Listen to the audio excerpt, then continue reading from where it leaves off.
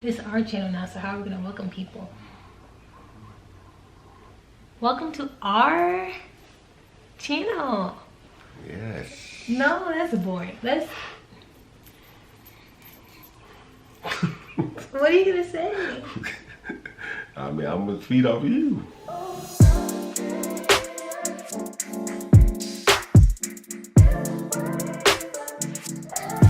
Hello, everybody. My name is Imani.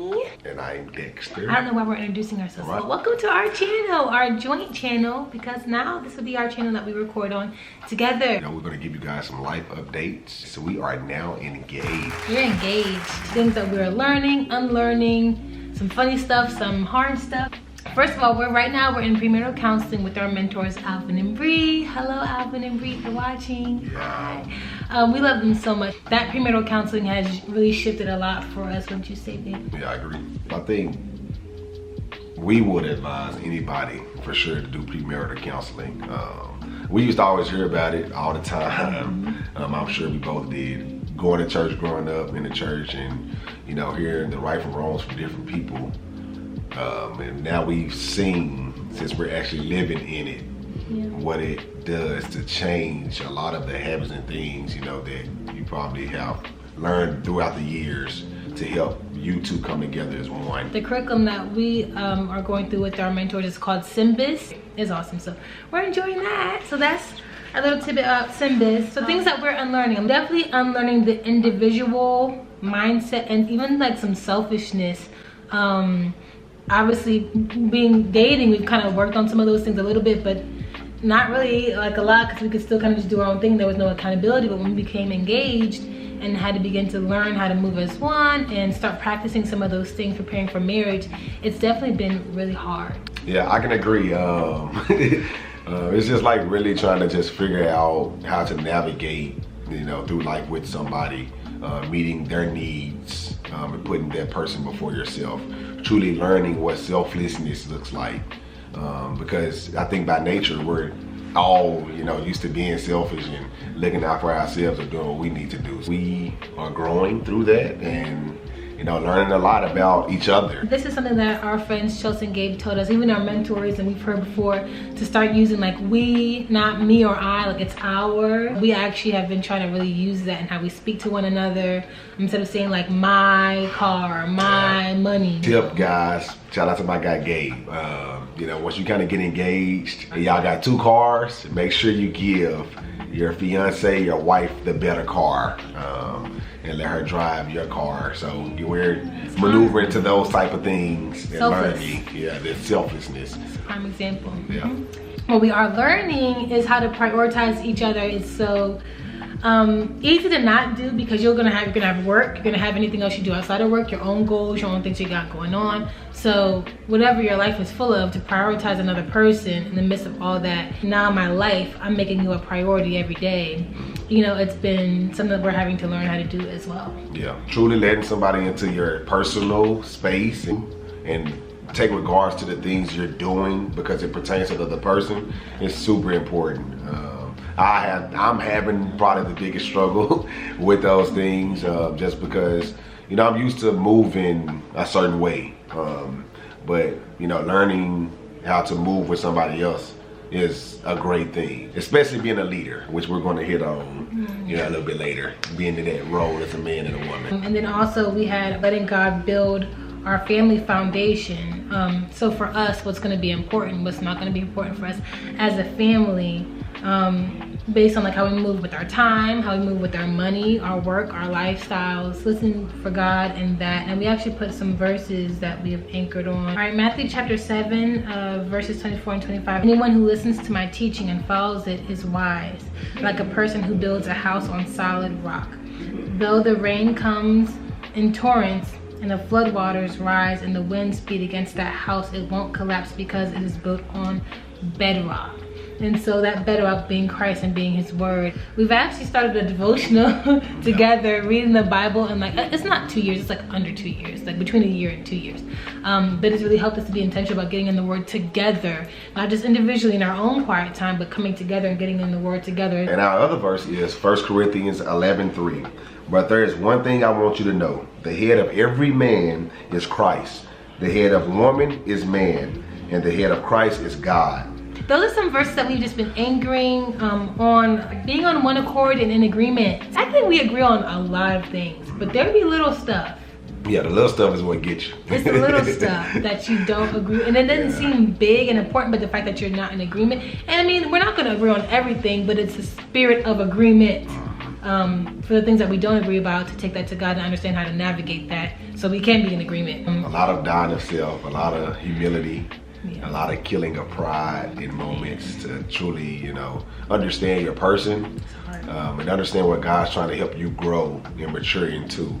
I think it's very important when it comes to this, for sure. You really have to be. That goes back to the selflessness of, like, for me, I like to be right. I like to be right. Oh, I'm growing through that, and but it's definitely gotten in the way of that agreement, because, like, you know, if he says something and I don't think that's right, you know, naturally I'm gonna be like, no, you're wrong. Like, but learning, like, that's Imani. First of all, you don't want to treat you like that, you know. So why are you down his throat? Second of all, are you right? You know, because there's been some times I've been dead wrong, and Dex won't say anything. It'll just come up in a conversation, and I'm like, oh, this is awkward because now I'm wrong. Or sometimes you do, and you'll be like, go ahead and say wrong. A lot of times I just try to keep myself from the heartache. I'm like, all right, I ain't even. It's true, like, we're not always right, you know. Like, I'm wrong plenty of times every day, you know. And so just learning to be humble in that has helped with growing in agreement. But it's an ongoing process, for sure. It's not easy.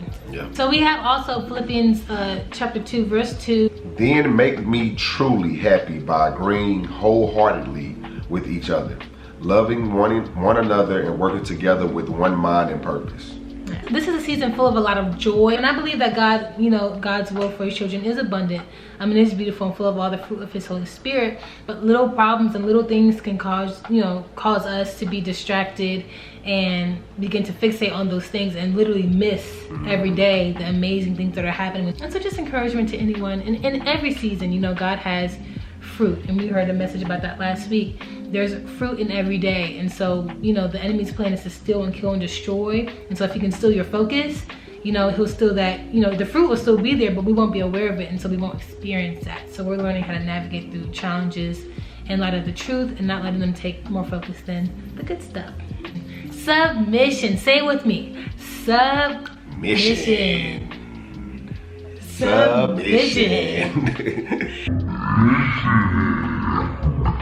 It is a hard, okay, why don't you bring out the word about submission, because there's some anchor verses that we have for submission too.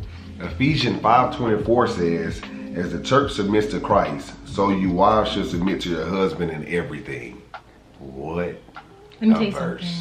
In everything. So, you know, it's like, you know, submitting, okay, cool. You know, in everything, it's difficult, you know, because here's the thing, like, we're not perfect. Like, I'm gonna be wrong, Dexter's gonna be wrong, but God will still honor me submitting to him and will correct his heart to lead us, you know, to be repentant about whatever that thing is, and then get us back on track, rather than me stepping outside of covenant and doing something on my own because I don't want to be submitted because he's wrong, you know. It's better to, you know, pray, have a conversation, and be prayerful and faithful, and allow God to change his heart. And we've seen that even in our engagement in little different ways of stuff, very small ways, but small and big. Yeah, that's true. No, you're right. Small. Yeah, no, yeah, very big. Actually, decisions. Very big. And it's also a covering as a woman, to where you're not given the responsibility to make these decisions and different things that we think we know, but sometimes we just really don't. Yeah. And it's not that he knows, but God does, and God's order is going to give it to Dexter. And so I have to trust that as well. Which is hard. It's hard, you know. Hard submitting to God and trusting, you know, in his plan, knowing that you have somebody under you who is submitting to you. It's a lot, but you know, my encouragement, men, for sure, stay grounded in your relationship with God. Prayer, fasting, in the Word, community.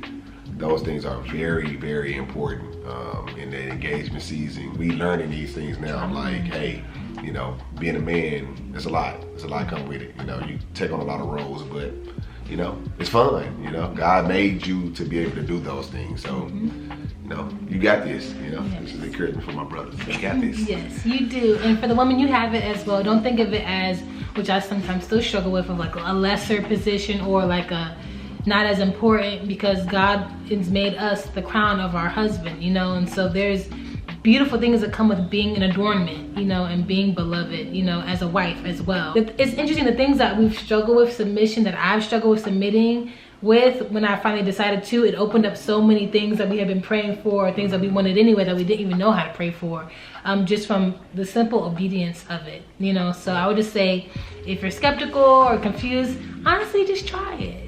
Just try it for something small, and I guarantee every time God will answer with something amazing. Yep. Because that's just who He is, you know. So that is about all we have. Let's see, we are 110. Can you see? 110 days away. 110 from the wedding. We're excited about it, and we'll definitely do another video giving like some wedding tips, because boy, you need some. Yeah. You're gonna need some cost efficient wedding tips. We love you guys so much. This will be our new channel, so please like this video, subscribe, give a comment down below if there's any things that you all want to see. Share this, you know, send it out. Like, oh, how are Dex Mani doing? Boom. This is the update. We love you all so much and hope to see you guys soon.